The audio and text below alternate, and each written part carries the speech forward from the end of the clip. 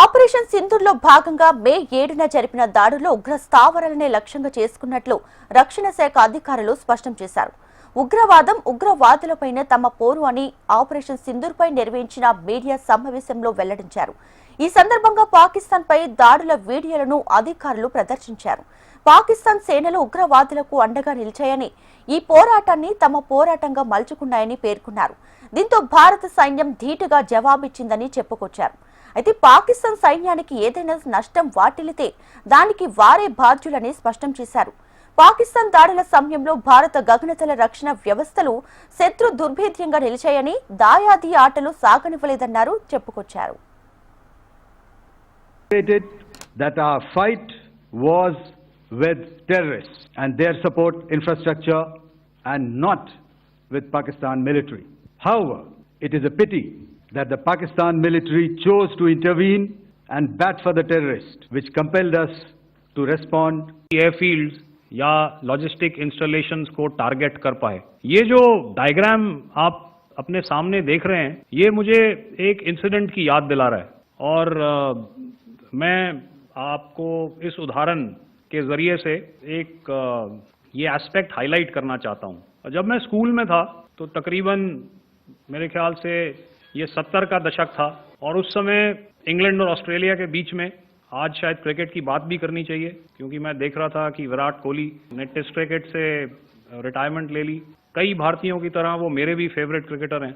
तो 70 के दशक में ऑस्ट्रेलिया और इंग्लैंड की फेमस एशेज सीरीज चल रही थी और उस समय ऑस्ट्रेलिया के दो बहुत तेज गेंदबाज, जो कि क्रिकेट हिस्ट्री में बड़ा उनका नाम है, जेफ थॉमसन और डेनिस लिली, उन्होंने अंग्रेजी बैट्समैन और उनकी बैटिंग लाइनअप को तहस नहस कर दिया था।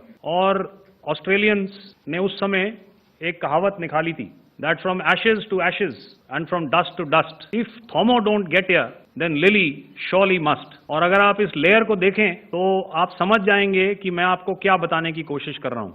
Effectively using multiple sensors and inputs, we are maintaining continuous surveillance to degrade or neutralize threats as they emerge or manifest to ensure targeting at extended ranges. All these are conducted under the umbrella of a comprehensive and effective layered fleet air defense mechanism that caters for all threats, be it drones or high-speed missiles or aircraft, both fighters as well as surveillance aircraft. The fleet operates as a composite force, maintaining a surveillance bubble at extended ranges using advanced radars. Any aerial target that attempts to penetrate this bubble is detected and identified using various techniques and technologies, affording quick and clear distinction between commercial, neutral and hostile aircraft or flying objects at ranges in excess of the anticipated attack. देखिए, जैसा मैंने कल कहा था कि इस लड़ाई के डिटेल्स अभी हम शेयर नहीं कर सकते हैं क्योंकि इसमें काफी कुछ ऑपरेशनल डिटेल्स होंगे।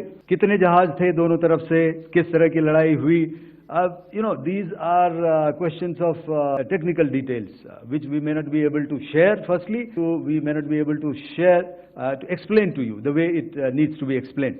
Suffice to say कि yes, ये एक दूसरी तरह का वॉरफेयर था and it is bound to happen. हम लोग पिछली लड़ाई, अगली जो कभी भी लड़ाई होगी, भगवान करे ना हो, लेकिन अभी यदि हुई तो ये पिछली लड़ाई की तरह नहीं होगी। हर एक लड़ाई जो है अलग तरीके से लड़ी जाती है और टेक्नोलॉजिकल एडवांसमेंट्स हो रहे हैं।